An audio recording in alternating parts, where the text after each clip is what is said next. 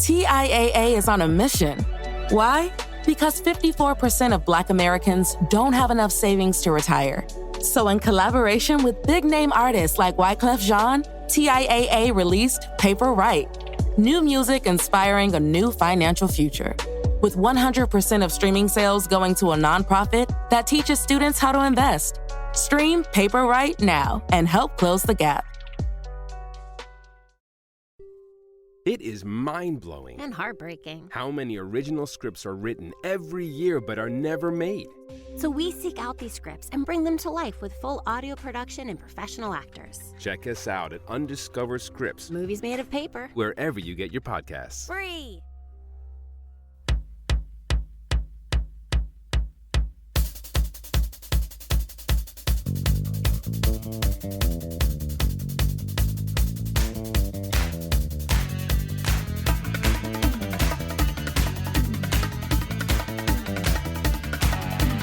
Boogie. Got a boogie. Got a boogie. Got a boogie. I got a boogie.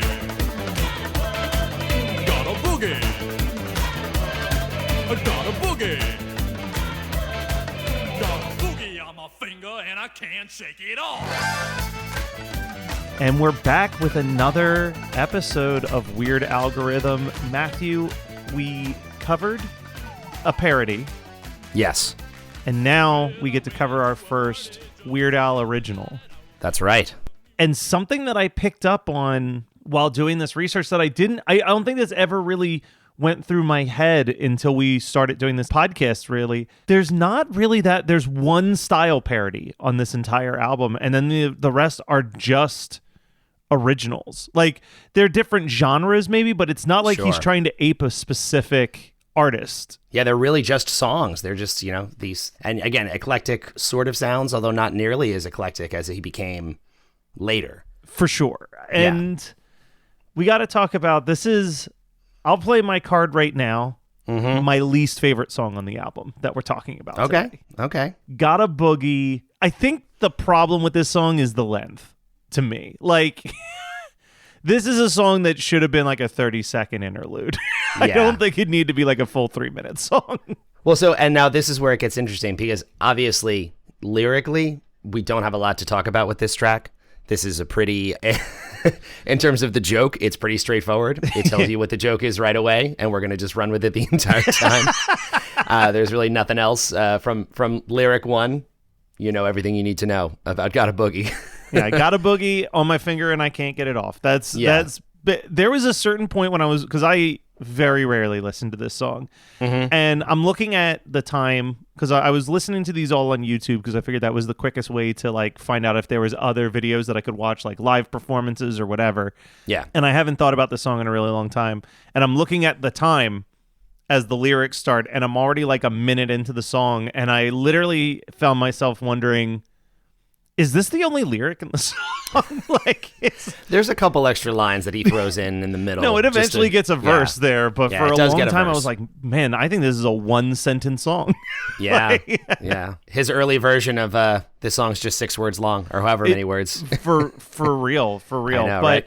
I know what you're about to say, because I actually do think that this song has a fantastic like drum bass intro. Like, musically, Yeah. this song is actually great. So the memory I have, to be honest, this song never really resonated with me either until I did the play along. You know, we talked about this in a previous episode, but during the height of the pandemic, I made a challenge for myself where I wanted to learn how to play every single song in Weird Al's catalog. I did it with Weezer first, and then that was fun, and then I moved on to Weird Al. It was the next thing alphabetically in the record collection. Yeah, on my shelf. That was just the next thing sitting there.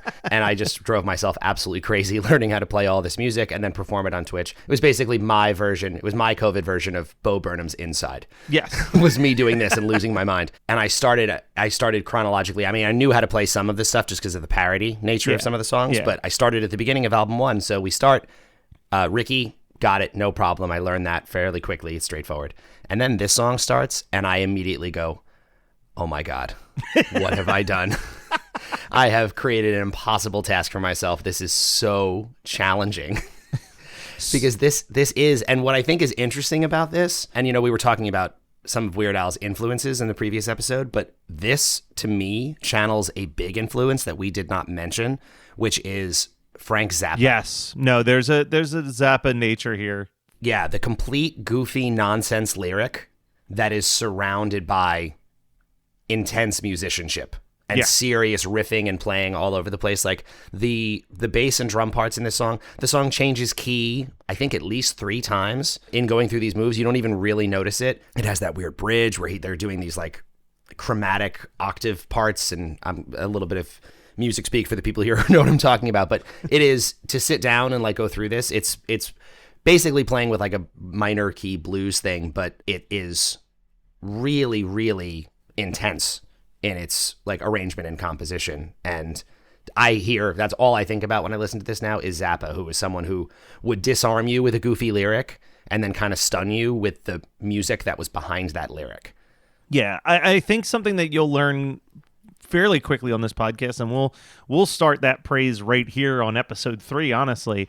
As much as this is a Weird Al fan podcast, this is also a Jim West, Steve J, and John Schwartz fan podcast, because those 3 dudes, that like solid rhythm section, are some of the most underappreciated musical talents in the history of music. Without a doubt. I think it's a testament to the quality of Al's music, and all of their music, to be real, that he has really maintained. That same lineup has been with him from this record, from the very beginning. Again, we said with the exception of Jim West joined to tour this record. The guitars on this record are Rick Derringer, but he has been there really since the beginning regardless. This is like the most fun job in the world for these guys. They get to play everything with such with virtuoso performances of every genre of music imaginable. It is no small task what these guys do. Did you happen to watch the Sparks Brothers documentary that dropped on Netflix?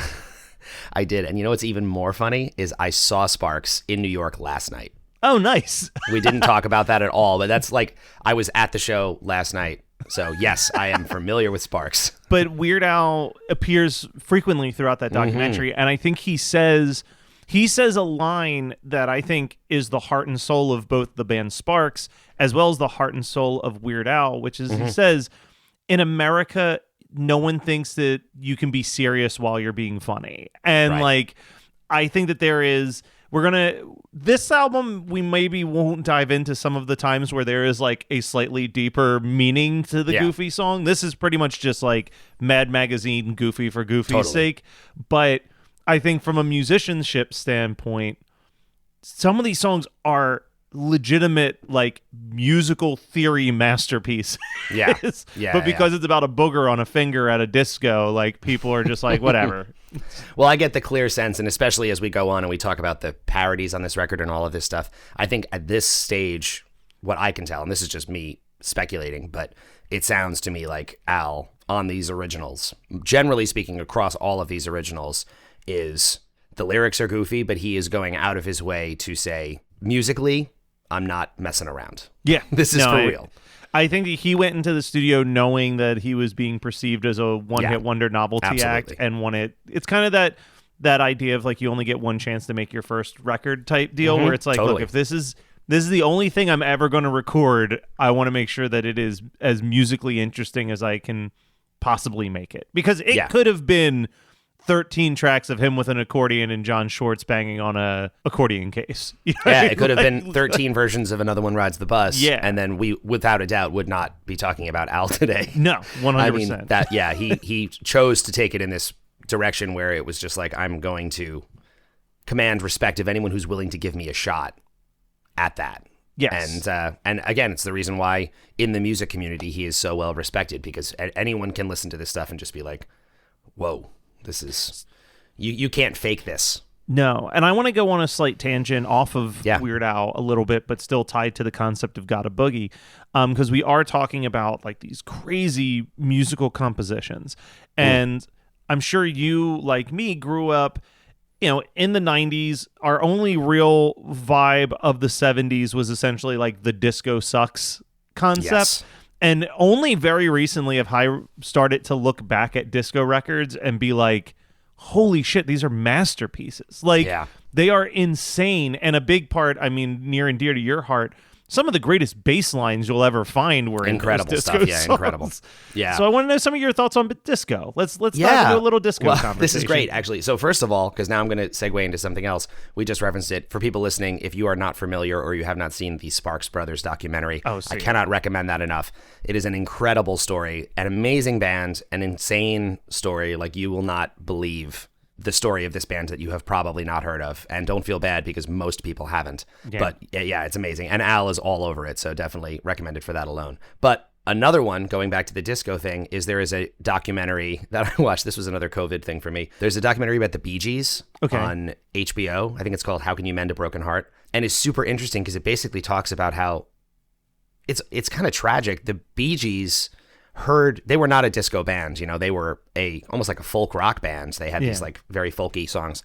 They heard disco records, and the disco records blew their minds, and they were like, oh my God, this is amazing. We have to do this. And so they made disco records, but using all of the same guys. They grabbed musicians, producers. It was a very, they really went into the disco Black and in often cases LGBT community was all around disco at that time. And we're like, we want to make a record with you. And they did. And the success of the Bee Gees kind of killed disco. Yeah. And it's so interesting in the movie because these guys, like, they became the face of disco, and they became a punchline on every radio station. And they're one of those bands now. Yeah, like in 2022, if you ask any serious musician, they will tell you that the Bee Gees releases are some of the most like musically incredible things that have ever been put out. It's incredible stuff, but it was like they kind of unwittingly, and it's kind of heartbreaking. Again, they you can tell they're interviewed and they feel bad. They were like, we inadvertently destroyed a genre that we loved. Yeah. By making it into a punchline. It's a really interesting, and there's like, I'll let you watch the movie if you haven't. I highly recommend it because it gets into, there's a lot of interesting stuff going on behind the scenes of like how that happened. And a few radio stations really started the Disco Sucks movement. It's fascinating. But yeah, no, if you haven't already, those records, if you go back and listen to them, man, they are some incredible, there's some incredible music, incredible production, the sound, the songwriting, it's all just really, really top notch. Even just throw on the Saturday Night Fever soundtrack. Like, there is not a bad song on that entire soundtrack. It's true. Yeah. There was it like the Night at Disco Mountain that like blends the disco beat. Like the way that they would blend classical music with those disco beats. I even love Star Wars Disco. All like 17 minutes of that thing is awesome to me. But I can see where that's more towards the joke era where it's like, all right, let's just like throw this dancey beat over top of the Star Wars theme and call it a day. But I love it. I'll tell you, one of the songs, the song that actually got me to start paying attention to disco again, and it was a song I had heard a million times, but you know how like you can hear a song 1,000 times, but then there's that one time that you truly hear that song. Yeah. Was Don't Leave Me This Way. Like, listen to that song and the way that song builds until you get to that final, like, baby, my heart is full of love. And I'm like, oh my God, this is so good. It's so funny because that was a song, I heard that as a teenager. And you were talking about disco bass lines. The bass line in that song is out of control. It's awesome. And it's super busy and it's bouncing all over the place. And I heard that and I loved it. When I was, not surprisingly, we talked about this a little bit. As a kid, I was just a straight like punk rock kid. Yeah.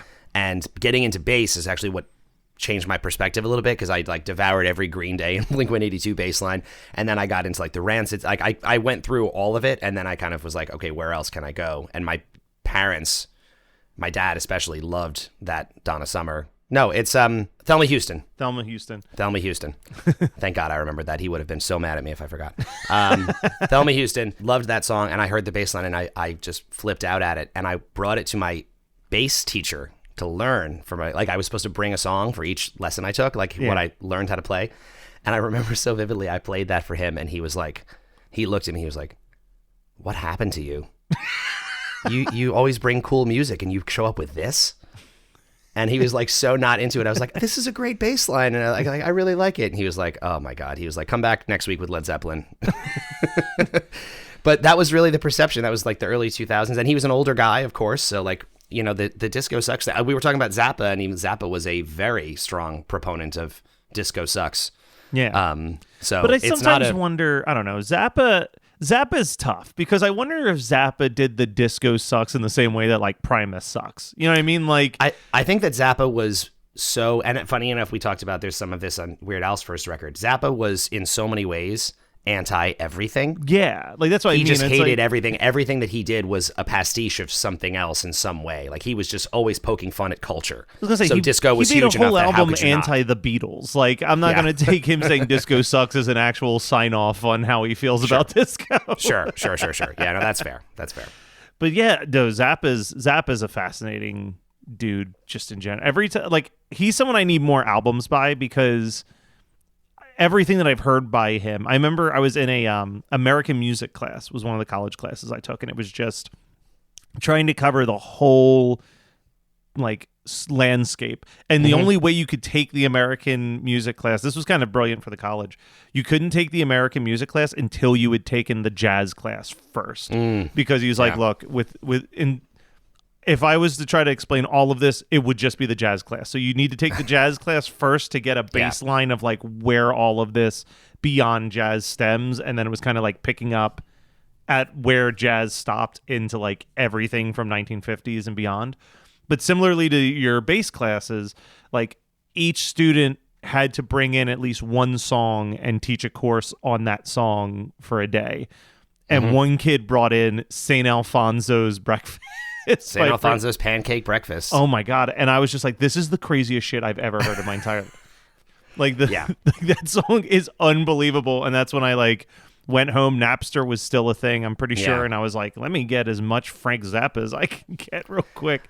I think Zappa is one of those characters who is like, can be difficult to break into that world because he like exists in his own universe of stuff. And from the outside, it's very obtuse and strange, but I generally believe that like I think almost anybody, if you find the right entry song into that world, you're in. You can fall into it and you can suddenly be like, I get what this is, I understand what he's going for, and I want it all. I can't get enough of it. And I think you could say the same thing for Weird Al, except that I don't think Gotta Boogie is the entrance point song for anybody. I don't think that if you're somehow listening to this and have not heard a single Weird Al song, don't start with this one.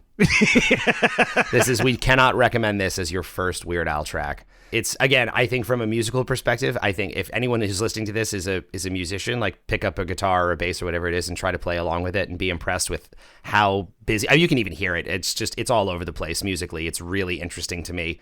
I enjoy it for that. And because of all the musical motion, it doesn't feel long to me in the way that it does to you, but I can understand why. Yeah. Because lyrically, it's so bare bones. It's so bare bones. But from the musical perspective, like it's just all my brain is doing as I'm listening to it is trying to hear all the different changes and the ways it's moving and going like, oh my God, it's so fast. So I think that's the other big thing with Gotta Boogie. You know, for the people who are listening, the way that Matt and I decided to at least do this album is that we're literally recording 13 episodes pretty much back to back so we can get the whole album.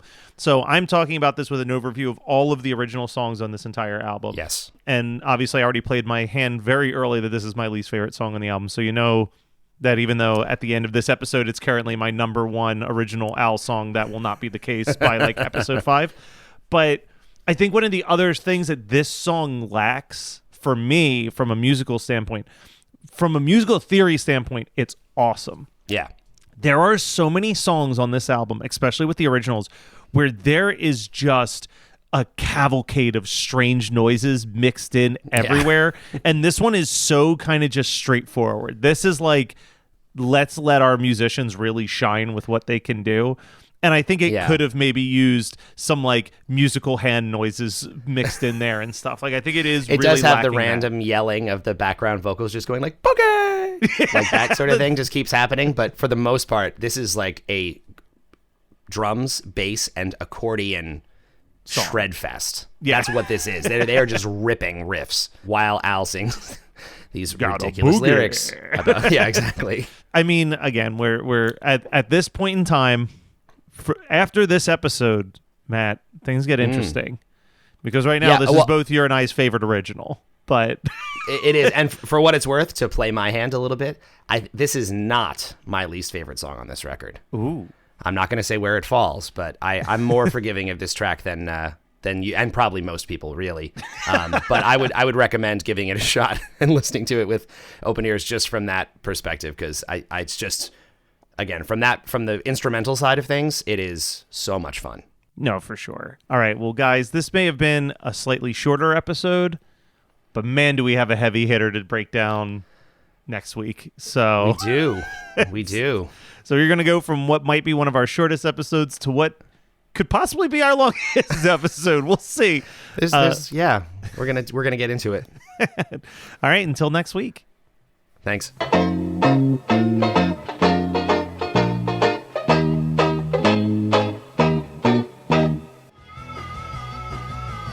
You're listening to the Geekscape Network.